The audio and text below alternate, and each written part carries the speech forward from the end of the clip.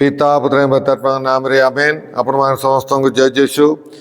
आज होची डिसेम्बर मास 19 तारिख शुक्रवार दिन। आज समाचार लूक समाचार 1 अध्याय 5 रु 25 पद पर्यंत। जिहुदा प्रदेश राजा हेरोदंकर राजत्व काल रे आबिजा जाजक गोष्ठी रे जकरिया नामर जने जाजक थिले। तांकर पत्नी आरोनंकर वंशजा थिले एवं तांकर नाम थिला एलिजाबेथ। उभे ईश्वरंकर दृष्टि रे धार्मिक थिले एवं प्रभुंकर आज्ञा और निर्देशावली पालन निर्दोष थिले। एलिजाबेथ बंधिया थिबारु सेमाने निसंधान थिले। पुणी सेमानंकर बयस मध्य अतिक्रांत होइतिला। थरे जकरिया दल जाजकीय सेवा कार्यर पाली पड़ला। तेणु से जाजकीय कार्य तुलाउथिले। से मंदिर गर्भगृह रे प्रवेश करी जाजकीय रीति अनुसार धूपार्चना कार्य करिवा पाई गुणबंटा द्वारा नियुक्ति पाइथिला। धूपार्चना समय रे समस्त जनता बाहर रही प्रार्थना रत थिले। सेतबेले प्रभुंकर जने दूत धूप वेदीर दक्षिण पार्श्व उभा होई जकरिया को दर्शन देले। से तांको देखी चमकी पड़ला एवं अत्यंत भयग्रस्त हेले। एणु दूत तांको कहले, जकरिया भय कर नहीं, कारण तुमर प्रार्थना गृहीत होई अछि। तुमर पत्नी एलिजाबेथ तुम पाई एक पुत्र संतान प्रसव करिवे एवं तुमे ताहार नाम जोहन देव। से तुमर आनंद उल्लासर कारण हेबे व तांकर जन्म रे अनेक उल्लसित हेबे। कारण सदाप्रभुंकर सम्मुखरे से महान हेबे। से आजीवन द्राक्षारस किंबा सुरापान करिवे नहीं। यहीपरिकी से तांकर जन्म पूर्वरु मातांकर गर्भरे पवित्र आत्मा ठारे परिपूर्ण हेबे। से अनेक इस्राएल संतान मानंको सेमानंकर प्रभुंक निकट को फेराई आनिबे। से एलियंकर प्रेरणा व शक्ति रे शक्तिशाली होई प्रभुंक पूर्वे आसिवे। से पितामातांकर हृदय को संतान मानक प्रति ओ अबाध्य मानंको धार्मिकतार ज्ञान प्रति फेराई आनिबे।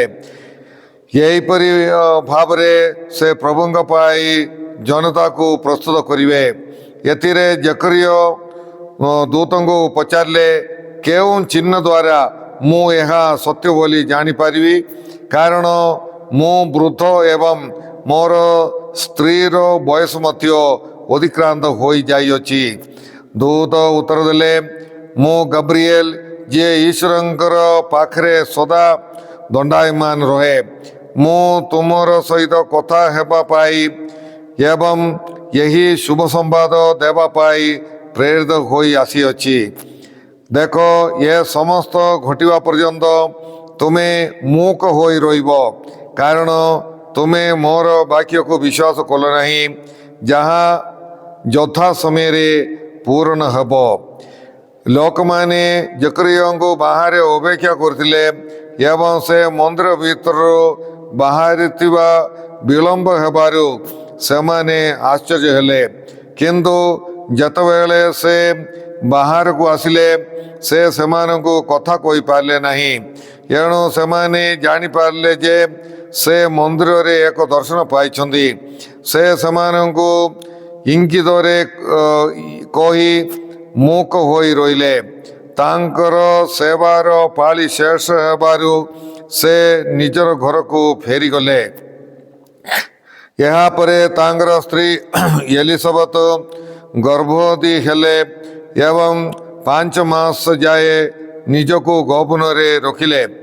एलिजाबेथ कहिले, सदा प्रभु मो प्रति यही कृपा दृष्टि करी अछंदी ओ मते ଲୋକ ଅପମାନରୁ ରକ୍ଷା କରିବା ପାଇଁ ସେ ମୋ ପ୍ରତି ସଦୟ ହୋଇଛନ୍ତି। ପ୍ରଭୁଙ୍କର ସୁସମାଚାର। ହେ ପ୍ରଭୁ ଯୀଶୁଖ୍ରୀଷ୍ଟ, ତୁମର ପ୍ରଶଂସା ହେଉ। କୃଷ୍ଣଙ୍କଠାରେ ମୋର ସ୍ନେହର ଭାଇ ଭଉଣୀମାନେ, ସର୍ବପ୍ରଥମେ ସାଧୁ ଲୁକ ଆମ୍ଭମାନଙ୍କୁ ଏହି ଘଟଣା, ଜକରିୟାଙ୍କୁ ଦେବଦୂତ ଦର୍ଶନ ଦେବା ଘଟଣା କେଉଁ କାଳରେ ଘଟିଛି ବୋଲିକି ସେ କହୁଛନ୍ତି। ରାଜା ହେରୋଦଙ୍କର ରାଜତ୍ୱ କାଳରେ, ରାଜା ହେରୋଦ ଖ୍ରୀଷ୍ଟପୂର୍ବରେ 37ରୁ ଖ୍ରୀଷ୍ଟପୂର୍ବ 4 ସାଲ ପର୍ଯ୍ୟନ୍ତ ସେ ରାଜତ୍ୱ କରୁଥିଲେ। ତେଣୁକରି ଏହି ସମୟରେ ପ୍ରାୟ ତାଙ୍କର ଶେଷ, ହେରୋଦ ରାଜାଙ୍କର ଶେଷ ପ୍ରାୟ BC 4 ନହେଲେ ଯୀଶୁଖ୍ରୀଷ୍ଟଙ୍କର ପୂର୍ବରେ 4th-5ମ ସାଲରେ ଏହା ମାନେ ଘଟିଥିବ। ଆଉ ଏହି ସମୟରେ ଏହି ଘଟଣା ଗୁଡ଼ିକ ଘଟିଥିଲା ବୋଲିକି ସାଧୁ ଲୁକ ଆମ୍ଭମାନଙ୍କୁ କହୁଛନ୍ତି। ଆଉ ଜେରୁସାଲେମ ମନ୍ଦିରରେ ବହୁତ ପ୍ରାୟ କିଏ କହୁଛନ୍ତି 6,000, କିଏ କହୁଛି 10,000, କିଏ କହୁଛନ୍ତି 20,000 ଏମିତି ବହୁତ ଯାଜକମାନେ ସେବା କରିଥିଲେ। ଏବଂ ସେମାନଙ୍କୁ ଏତେ ଗୁଡ଼ିଏ ଯାଜକମାନେ ଥିବାରୁ ସେ ଗୋଟିଏ ଗୋଟିଏ ବଂଶର ଯାଜକ ଗୋଷ୍ଠୀମାନଙ୍କୁ 2 ସପ୍ତାହ କରିକି ଗୋଟେ ବର୍ଷରେ 2 ସପ୍ତାହ ସମୟ ସେମାନଙ୍କୁ ଦିଆଯାଇଥିଲା। ଏବଂ ସେମାନଙ୍କର କର୍ତ୍ତବ୍ୟ ସେମାନେ ଗୁଳି ବଣ୍ଟନ କରିକି ସେମାନଙ୍କର କାର୍ଯ୍ୟକଳାପ ଦେଉଥିଲେ। ଆଉ ଗୁଳି ବଣ୍ଟନ ମାଧ୍ୟମରେ ଜକରିୟା ସେ ଧୂପାର୍ଚ୍ଚନା କରିବା ପାଇଁ ସେ ଦାୟିତ୍ୱ ସେ ପାଇଥିଲେ। ଏବଂ ସେ ସେ 24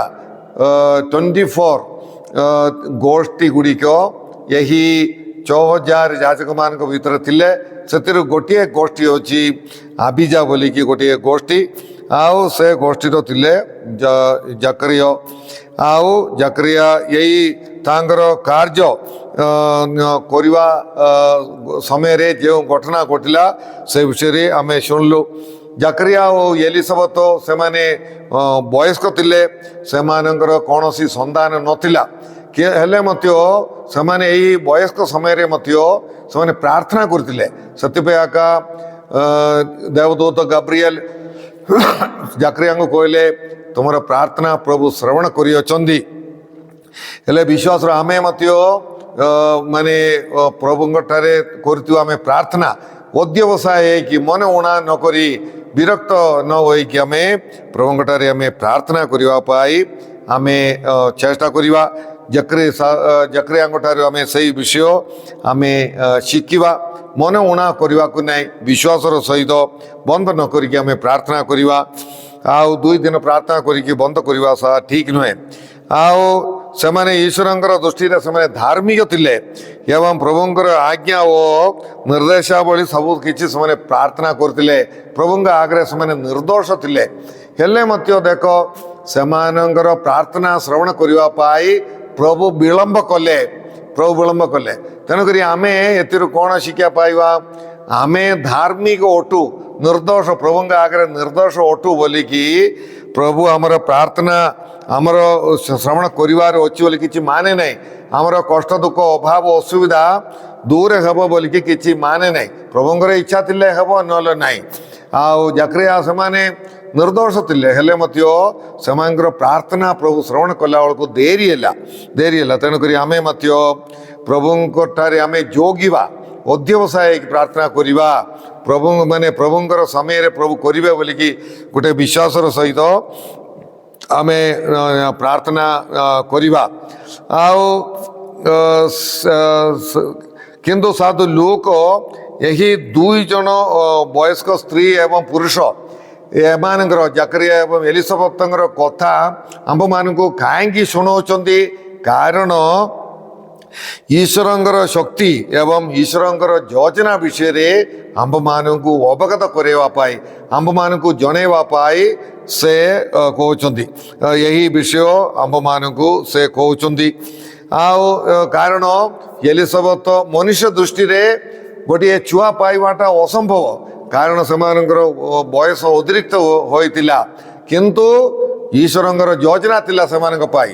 ଈଶ୍ୱରଙ୍କର ଶକ୍ତି ଅଛି, ମନୁଷ୍ୟ ଦୃଷ୍ଟିରେ ଅସାଧ୍ୟ ବୋଲିକି ଆମକୁ ଲାଗିପାରେ। ଯାହା ଲାଗିପାରେ ତାହା ଈଶ୍ୱରଙ୍କର ଦୃଷ୍ଟିରେ, ଈଶ୍ୱରଙ୍କର ଶକ୍ତିରେ ସେ କରିପାରିବେ। ମନୁଷ୍ୟ ଦୃଷ୍ଟିରେ ଅସମ୍ଭବ, କିନ୍ତୁ ଈଶ୍ୱରଙ୍କର ଦୃଷ୍ଟିରେ ସମ୍ଭବ। ଆଉ କେତେକ ବହୁତ ଗୁଡ଼ିଏ ଆଶ୍ଚର୍ଯ୍ୟ କର୍ମ ଗୁଡ଼ିକ ଘଟୁଛି। ଡକ୍ଟରମାନେ ମରିଯିବେ, ଏ ଲୋକ ମରିଯିବେ ବୋଲି କହିବାଟା ଈଶ୍ୱର ସେମାନଙ୍କୁ ସୁସ୍ଥ କରିଛନ୍ତି, ବର୍ଷ ବର୍ଷ ସେମାନେ ବଞ୍ଚିକି ରହୁଛନ୍ତି। ତେଣୁକରି ଆଜି ମଧ୍ୟ ଏ ପ୍ରକାର ଘଟଣା ଗୁଡ଼ିକ ଘଟୁଛି। ମନୁଷ୍ୟର ଦୃଷ୍ଟିରେ ଅସମ୍ଭବ, କିନ୍ତୁ ଈଶ୍ୱରଙ୍କର ଦୃଷ୍ଟିରେ ସମ୍ଭବରେ ହେଉଛି। ତେଣୁକରି ଆମେ ମଣିଷଠାରେ ନାହିଁ, ମଣିଷର କଥାଠାରେ ନାହିଁ, ଆମେ ଈଶ୍ୱରଙ୍କର ଶକ୍ତିରେ ଆମେ ଭରସା ରଖିବା, ଈଶ୍ୱରଙ୍କ ଠାରେ ଆମେ ଭରସା ରଖିବା। ଆଉ କୌଣସି ବୈଜ୍ଞାନିକ ଠାରେ ନାହିଁ, କୌଣସି ଡକ୍ଟରଙ୍କ ଠାରେ ନାହିଁ, କିନ୍ତୁ ଈଶ୍ୱରଙ୍କ ଠାରେ ଆମେ ଭରସା ରଖିବା ପାଇଁ ସାଧୁ ଲୁକ ଆମ୍ଭମାନଙ୍କୁ ଏହି ବୃଦ୍ଧ ଦମ୍ପତିର କଥା ଆମ୍ଭମାନଙ୍କୁ ଶୁଣାଉଛନ୍ତି।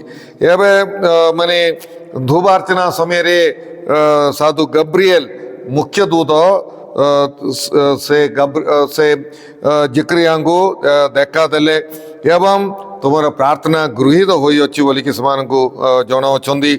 ଏବଂ ସେମାନେ ଗୋଟେ ସନ୍ଧାନ ପାଇବା ପାଇଁ ଯାଉଛନ୍ତି। ସେହି ସମ୍ବାଦ ସେ